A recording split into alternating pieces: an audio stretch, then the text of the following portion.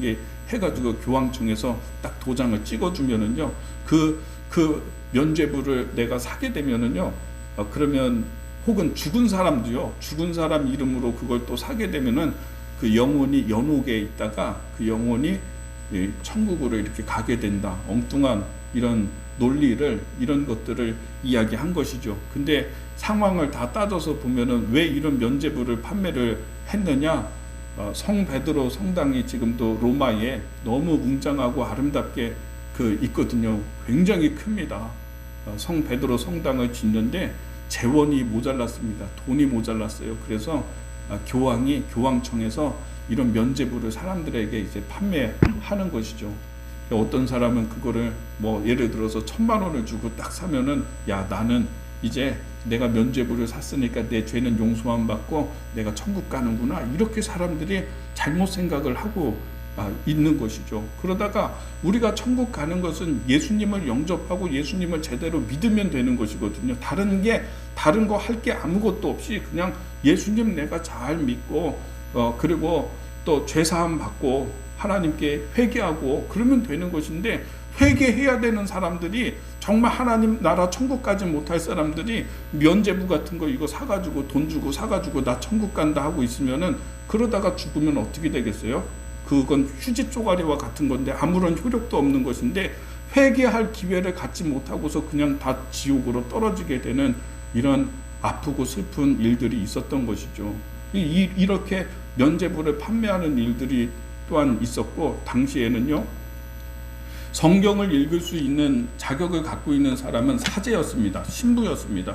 그래서 일반 성도들은 성경을 소지하지 못했어요. 성경을 소지한다 하더라도요, 이게 라틴어로 쓰여져 있어가지고 독일 사람들은 독일어로 봐야 될 거 아니겠어요. 프랑스 사람들은 또 불어로 읽어야 될 거 아니겠어요. 근데 성경이 이게 다 라틴어로 로마 문자로만 되어 있으니까 이거를 읽을 수 있는 사제들과 신부들만 성경을 읽을 수 있었던 것이죠. 그러니까 하나님의 말씀을 성도들이 알려면 누구를 통해서 알게 됩니까? 사제를 통해서, 설교를 듣는 그 말을 통해서만 하나님의 말씀이 이런 말씀이 있구나라고 하는 것을 깨달을 수 있고 알 수가 있었다라고 하는 것입니다. 그런데 이런 말씀이 이 설교를 하는 신부, 강론하는 신부들이 독점하고 있었기 때문에 일반 성도들은 그것을 접근하지를 못했어요. 어떤 말씀이 어떻게 써 있는지 알지 못했다는 것이죠. 그러니까 그렇게 성경에 없는 일들을 버젓이 교황청에서 하고, 그렇게 가톨릭 교회가 그렇게 행하고 있음에도 불구하고 성도들은 뭐가 잘못됐다는 생각을 전혀 할 수 없었다라고 하는 것입니다. 왜냐하면 성경 말씀을 모르니까, 읽을 수가 없으니까. 그래서 마틴 루터가 유배되어 있을 때에 이 로마서의 말씀을요, 독일어로 번역을 해가지고 다 배포하게 되었어요. 그때 마침 구텐베르크의 인쇄술이 개발이 돼가지고 이 로마서 이 번역본이 그냥 쫙 퍼지게 된 것이죠. 이렇게 마틴 루터가 당시 잘못하고 있는 것들을 고쳐야 됩니다. 돌아가야 됩니다. 하나님의 말씀으로 돌아가야 됩니다. 이것이 바로 종교개혁의 전통이다라고 하는 것입니다. 이런 가톨릭 교회, 이제 우리가 알기로는 천주교죠. 이 교회로부터 잘못된 것들을 개혁해야 된다, 바꿔야 된다라고 하는 것이 바로 개신교인 것입니다. 우리 감리교회가 속해 있는 감리교, 장로교, 침례교, 또 순복음교회 다 여기에 속하는 것이죠. 이 마틴 루터의 종교개혁 전통에 우리의 기반이 있다라고 하는 것을 우리가 또 깨달아 알 수 있게 되기를 바랍니다. 자, 오늘 저는 그래서 이 종교개혁 기념주의를 맞이해서 요시야라고 하는 왕이, 성경에 보면은 요시야라고 하는 왕도 종교개혁을 했거든요. 그래서 이 종교개혁에 대한 메시지를 몇 가지를 함께 나누고자 합니다. 오늘 성경 말씀 우리가 3절부터 해서 13절까지 많이 읽었는데요. 이것은 정리해서 제가 말씀을 드리자면은 요시야라고 하는 왕이 있었는데 아주 훌륭한 왕입니다. 하나님의 마음에 합한 왕이고 전무후무하게 하나님께서 칭찬하신 왕이라고 할 수 있습니다. 유다라고 하는 나라가 망하기 전에 이 요시야라고 하는 아주 훌륭한 왕이 나타나서 유다를 다스렸습니다. 그 전에는 그때 어떤 일이 있었냐고 하면 그의 아버지 아몬, 그리고 그 할아버지 므낫세라고 하는 왕이 다스리는 때에 나라가 완전히 망가졌습니다.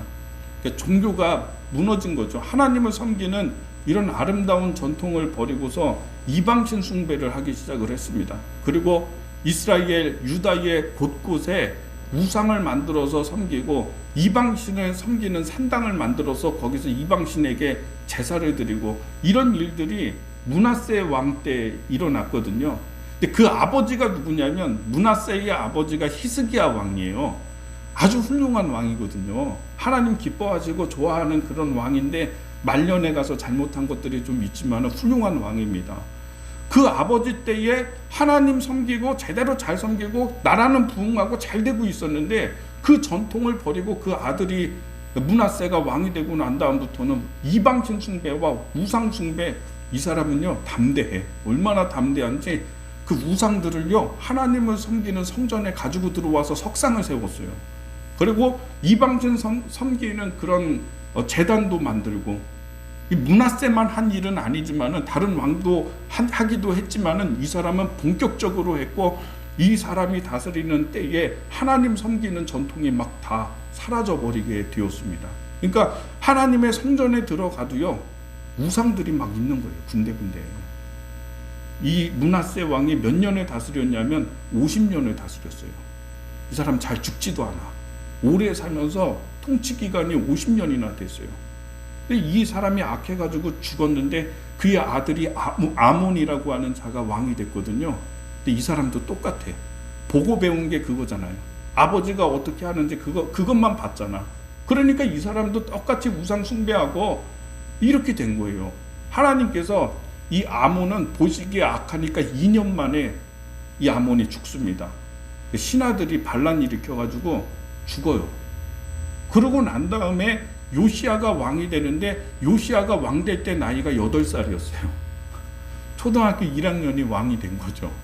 근데 이 요시야 왕은요 어린 나이에도 아마 한동안에는 섭정이 있었을 것이다 예견이 돼요. 그러나 어린 나이에도 하나님 앞에 마음이 성품이 아주 발라서 정말 훌륭하게 나라를 다스리고, 이 왕이 10년 정도 지나서 8년 정도 지나서 16살 때부터 종교개혁을 하기 시작을 합니다. 그러니까 유다 지방에 여러 그 고을에 있는 산당이나 이런 것들 제하고 이방신 숭배하는 것들 멀리하고 이러기 시작을 해요. 그러다가 20살이 돼가지고 예루살렘에 있는 그런 이방 산당과 신상과 이런 것들 정화하고, 26살 되었을 때 오늘 성경의 말씀이 요시야 왕이 26살 되었을 때 한 일인데 뭐냐면 성전을 정화하는 일, 성전을 보수하는 일을 했다라고 하는 것입니다. 돌이키는 거죠. 근데 성전을 보수를 하다가 보니까 오늘 성경의 말씀에 하나님의 성경 말씀 율법책을 발견을 하게 되었다라고 하는 것이 오늘 본문에 나와 있는 말씀입니다. 8절의 말씀을 보시겠습니다. 8절. 자, 읽어보겠습니다. 시작. 8절 시작. 대제사장 힐기야가 서기관 사반에게 이르되 내가 여호와의 성전에서 율법책을 발견하였노라 하고, 힐기야가 그 책을 사반에게 주니 사반이 읽으니라. 아멘. 이제 자기가 왕 돼서 어렸을 때에는 8살 때에는 잘 힘이 없으니까요. 그러니까 그러고 있었는데 힘이 생기게 되고 통치력이 커지게 되면서 이제 26살이 되었을 때에 성전을 고쳐야 되겠다. 성전 안에 있는 저 이방신 숭배하는 상이나 우상이나 이런 것들 다 철거하고 대대적으로 성전을 보수해야 되겠다. 이렇게 마음을 먹었다라고 하는 것입니다. 그래서 감독자에게 시켜가지고 제사장에게 시켜가지고 돈을 주면서 성전세로 걷어들인 돈을 주면서 너희들이 알아서 성전을 아름답게 보수하라 이렇게 명령한 것이죠. 그래서 사람들이 가가지고 일하는 사람들이 그 안에 있는 아세라 석상이나 이방신 숭배하는 제단이나 이런 것들 다 철거하고요, 다 때려부시고요, 그런 것들 다 해가지고 버리고, 그러고 난 다음에 성전에 이곳저곳 부서지고 막 닳고 낡고 한 것들 다 고치는 것이죠. 우리말로 하면은 인테리어 하는 것이죠. 새롭게 단장을 하는 것이죠. 대대적으로 하다가 보니까 어떤 걸 발견했냐면, 여러분, 성경 말씀이 율법책이 발견이 된 겁니다.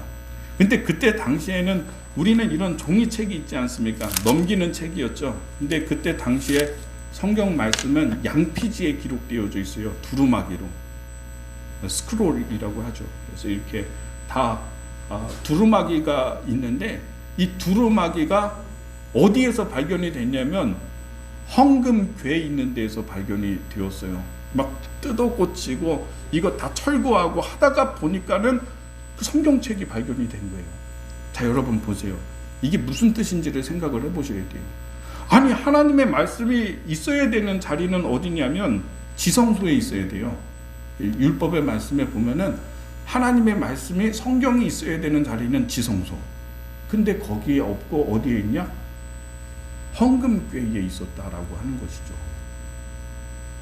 헌금궤가 있는 자리가 어디냐면 지성소가 있고요. 그 뜰에도 사람들이 들어올 수 있는 뜰이 있었는데, 먼저는 제사장의 뜰이 있습니다. 지성소 가까이에 제사장의 뜰이 있어요. 거긴 제사장만 들어가요.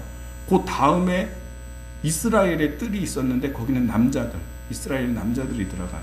그리고 그 다음에 또 뜰이 있는데 여자들의 뜰이에요.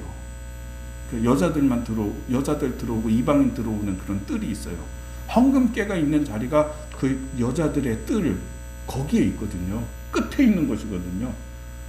헌금궤, 여러분, 하나님의 말씀이 있어야 되는 자리는 어디냐? 지성소예요. 근데 거기에 없고 지금 저 맨 뒤에 그 헌금궤에 있는 데에서 다 철거하다가 보니까, 바닥 뜯어내고 하다 보니까 거기에 성경 말씀 두루마기가 있는 것이죠. 여러분, 이게 무슨 얘기냐면 그 당시 상황이 그랬다는 거예요. 하나님의 말씀이 있어야 되는 지성소로부터, 여기에서부터 그렇게 많이 떨어져 있었던 거예요. 멀어졌다는 것입니다. 그리고 또한 무엇이냐면 왕들이 통치를 하다가 보니까, 나라 다스리다가 보니까 하나님의 말씀대로 하라고 했거든요. 근데 하나님의 말씀대로 이렇게 통치를 하려고 하다가 보니까 너무 걸리는 게 많아. 거추장스러워. 내가 내 마음대로 나라 다스리고 싶은데 하나님의 말씀이 다 걸려. 백성들의 뭐 재산 빼앗지 말라, 막 이런 여러 가지의 말씀이 있잖아요. 이게 방해가 되는 거예요. 내가 볼 때 이 말씀이 싫은 거야, 왕들이. 그리고 지배자들이, 통치하는 사람들이 볼 때 이게 거추장스러운 거예요. 하나님의 말씀이 싫은 거야. 나는 내 마음대로 살고 싶고, 나는 우상 숭배도 하고 싶고, 나는 부유하게 바알신도 섬기고 아세라도 섬기고 해가지고 복을 많이 받아가지고 내가 부자가 되고 싶은데, 하나님의 말씀 보니까 그런 거 하지 말라고 하고 되어 있고 하니까, 그러니까 싫은 거예요. 야, 그런 말씀이 있으면 그냥 북북 찢어가지고 버리고 불태워서 버리고, 그렇게 하다가 보니까 하나님의 말씀이 사라진 거예요. 찾아볼 수가 없는 것입니다. 요시야 때가 가가지고 보니까요, 누군가가 이거, 여러분, 숨겨둔 겁니다. 숨겨둔 거.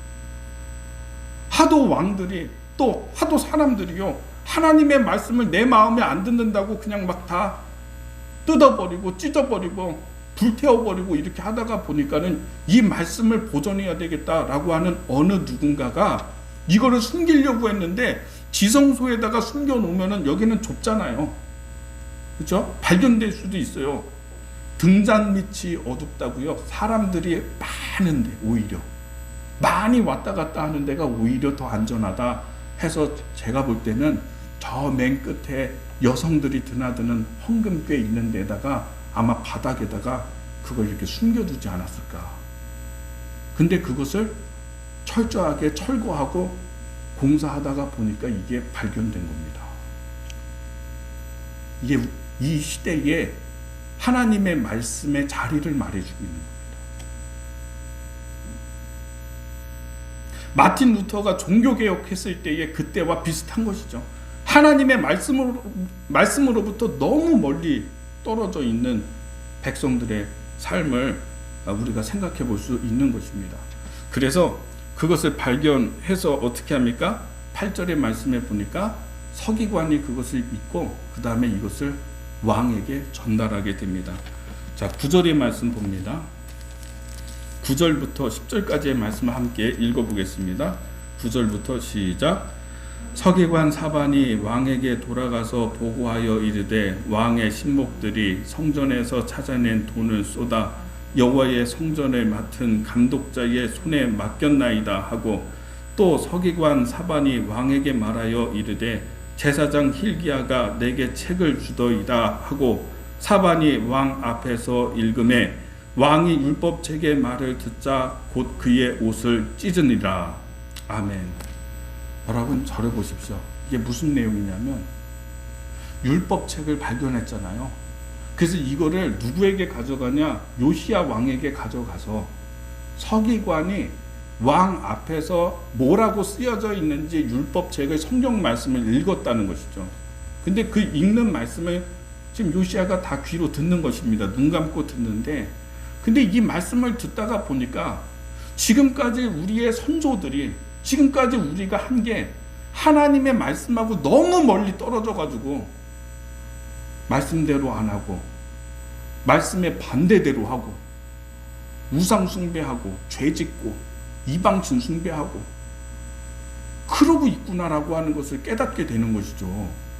근데 하나님 말씀에, 신명기의 말씀에 그렇게 되면 이방신 숭배, 우상 숭배에 빠지면 내가 너희들을 패하리라, 이렇게 말씀하시거든요. 하나님이. 그 말씀을 딱 듣고 나니까 요시야 왕이 생각나는 것입니다. 야, 이렇게 하면, 이게 정말 하나님의 말씀이면 우리는 이제 나라가 망하겠구나, 곧 나라가 패하겠구나, 이런 생각이 들었다는 것입니다. 그래서 여러분 11절 말씀에 요시야가 자기의 옷을 찢었다고 되어 있잖아요. 야, 이제 나라 망하네. 이게 하나님의 말씀인데 지금까지는 몰랐는데 그 말씀 듣고 나니까 아, 나는 죽는구나, 나라는 망하는구나, 이런 생각이 들었던 것이죠. 그래서 사람들을 보내서 훌다라고 하는 선지자에게 하나님의 말씀을 물으러 사람을 보내게 되는 것이 오늘 성경의 본문의 말씀입니다. 자, 여러분 보십시오. 개혁이라고 하는 게 뭐냐면, 개혁은요, 하나님의 말씀으로 돌아오는 게 개혁이에요. 돌아오는 거.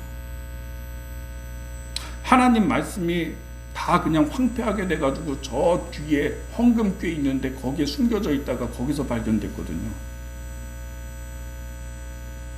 여러분, 종교개혁 전통 16세기에 그때를 생각하지 마세요. 요시야 때를 생각하지 마세요. 지금 우리 때를 생각하세요. 나를 생각하세요. 하나님의 말씀으로부터 멀어졌다고 한다면 지금 그러면 내가 종교개혁의 대상인 거예요. 원위치 시켜야 되는 거예요. 하나님의 말씀으로 다시 돌아와야 되는 것입니다. 이게 개혁입니다. 그래서 요시야 왕이 지금부터 이제 하는 일은 어떤 일이냐면, 그 기록되어져 있는 하나님의 말씀대로 하자 하면서 유월절을 지키는데, 유월절을 아주 대대적으로 정성스럽게 기록되어져 있는 하나님의 말씀대로 지키게 됩니다. 여러분, 저는 이 종교개혁 전통을 맞아서, 주의를 맞아서 제가 한 가지 말씀만 드립니다. 하나님 말씀으로 돌아오자. 정직이라고 하는 건, 개혁이라고 하는 것은 내 생각대로 하는 게 아니라, 내 생각이 기준이 돼서 하는 게 아니라 하나님의 말씀이 기준이 돼서 하는 게 개혁입니다. 종교개혁입니다. 여러분의 삶 가운데 멀어져 있는 하나님의 말씀을 가까이 오게 하십시오.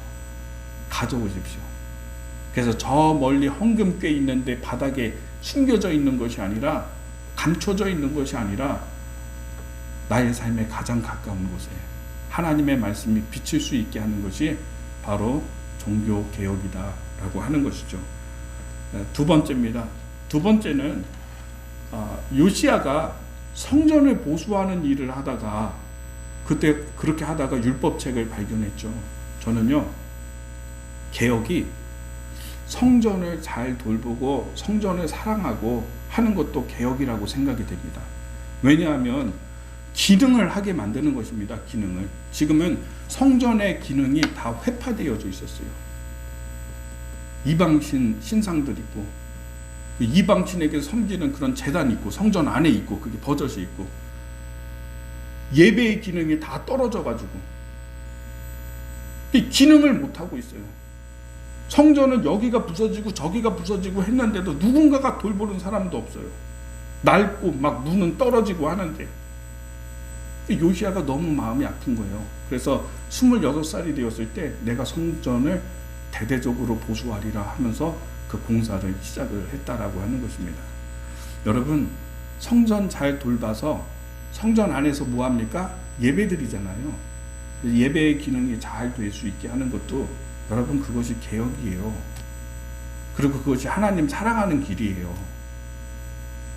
제가 우리 사랑교회 이렇게 부임해서 와서 보니까 교회는 뭐 평수나 이런 것들은 다 괜찮아요. 근데 그동안 너무 이런 기자재나 성부나 이런 것들이 너무 낙후되었어요. 전기도 굉장히 위험한 상태로 있고요. 화장실도 굉장히 불편하고요. 여러분, 우리 교회가 기능을 잘 할 수 있게끔 하는 거, 예배드리는 기능, 성도의 교제, 선교 사역 이런 것들이 잘 될 수 있도록 하는 것도요, 그것도 개혁이에요. 요시야가 그 일 하다가 율법책 발견하게 된 거죠. 저는 우리 성도님들이 이렇게 하나님의 성전과 또 하나님의 나라와 하나님의 일을 관심을 갖고 좀 사랑할 수 있게 되기를 예수님의 이름으로 축복합니다. 거기에도 하나님의 은혜가 굉장히 큰 은혜가 있습니다. 제가 아주 예전에 오래전에 들은 예화인데 김상태 집사님에 대한 그런 예화가 있어요. 재밌습니다. 이분은 어부입니다. 그리고 그 경상북도 영덕에서 거기서 어부 생활하고 횟집을 운영을 했는데, 근데 이분이 그 집사님이셨는데 교회에서 목사님하고 좀 다투기도 하고 재정을 담당하다가 보니까 뭐 문제도 생기고 막 해가지고 그랬대요. 그러다가 목사님 이제 쫓겨나고 나가게 되고, 근데 이상하게 그런 일이 있고 난 다음에 자기 사업이 너무나 시원치 않다라는 거예요. 힘들어졌대요. 그래서 빚을 내게 되고 한 4억 6천 정도의 빚이 생기게 되었다고 해요. 감당이 안 돼요. 이 빚을 갚아야 되는데 이거 뭐 도무지 뭐 고기가 잡히고 뭐 해야지, 횟집이 잘 되고 해야지 갚는데 계속 기일은 다가오는데 낼 수는 없고 너무 괴롭고 고통스러웠대요. 근데 12월 2000년도 12월 24일 날 성탄절 전날 예배당에 가서 이제 하나님 앞에 기도를 하는데 그날 비가 왔대요. 겨울인데도 비가 와가지고 비가 이렇게 뚝뚝뚝뚝 떨어지는 거죠. 성전이 지은 지 오래되니까 비가 새는 거예요.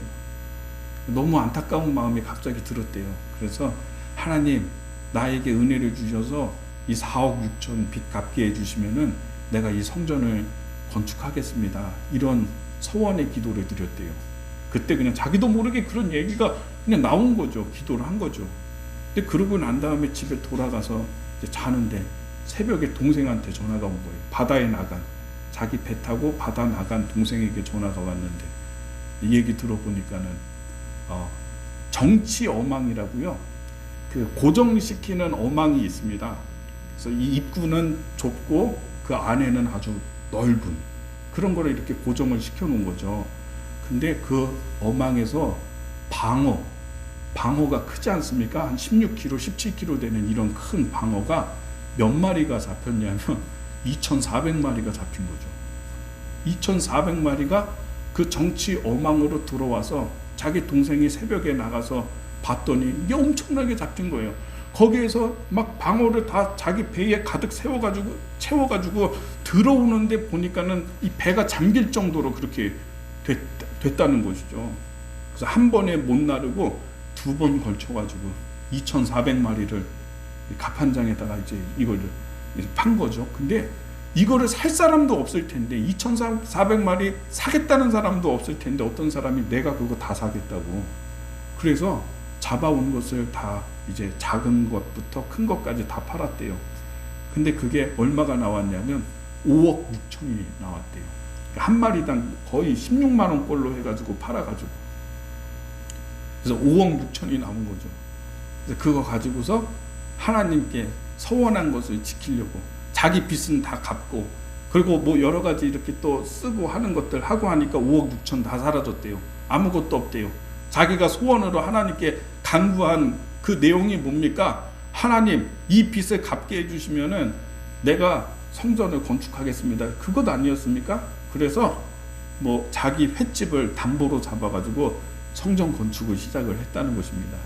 근데 얼마 정도 시간 더 지나고 이렇게 보니까는 또 어망에 밍크고래가 걸렸는데, 고래를 잡는 어망이 아닌데 작은 그런 물고기 잡는 어망인데 밍크고래가 잡힌 것이죠. 근데 그것이 막 상처를 입거나 이러지 않고 쌩쌩하게 살아있어서 그걸 팔았더니 5천만 원이 나왔대요. 그래서 그 돈으로, 그리고 자기의 그 빚 담보 대출 받아가지고 횟집을 담보로 해서 대출 받아가지고 성전을 건축을 한 것입니다. 그 이후로도 계속 하나님께서 은혜 주시고 물고기 많이 잡히게 해주시고 복 주시니까 성전 건축 자기가 온전히 다해서 하나님께 올려드리게 되었다. 이 간증을 제가 듣는데 너무 신기한 거죠. 너무 재밌는 것이죠.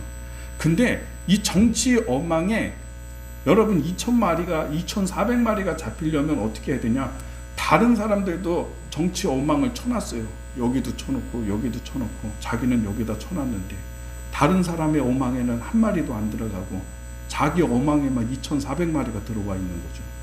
이게 입구가 좁거든요.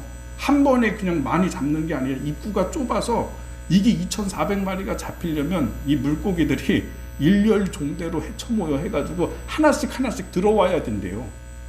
그래야지 그게 들어올 수 있는 거래요. 그러니까 이 김상태 집사님이 너무 신기해가지고 너무 놀라워가지고 간증하는 거예요. 아, 하나님이 내가 하는 기도를 그대로 들으시는구나. 비가 많이 오는 날 성전에 비가 막 새고 물줄기가 막 그냥 새서 내려오고 너무 마음이 아파가지고 오늘 요시야 왕이 했던 것처럼, 하나님, 내가 하나님의 성전을 다시 짓겠습니다. 건축하겠습니다. 나에게 이런 은혜를 주세요라고 소원 기도를 했다라고 하는 것입니다. 그랬더니 방어 2,400마리가 잡혀가지고 놀라운 이야기가 아닙니까? 저는요, 우리 요시야가 했던 그런 좀 하나님을 향한 따뜻한 마음을 가졌으면 좋겠어요. 풍족한 마음을 가졌으면 좋겠어요. 이때 당시의 백성들을 보십시오. 그들의 삶은 어땠습니까? 자기의 집은 다 삐까뻔쩍하게 다 필요한 것들 다 구비하고 갖추고 있으면서 하나님의 성전을 보니까 문짝 떨어져 있고 여기 깨져 있고 다 낡아 있고 우상 숭배하는 제단 있고 우상 있고, 그래도 그냥 아무렇지도 않게 이렇게 살아갔던 사람들인데, 그 가운데 요시야라고 하는 왕은 내가 하나님 앞에 성전을 보수해야 되겠다, 이런 마음을 가졌다는 것입니다. 우리 사랑하는 모든 성도들, 오늘 말씀 정리합니다.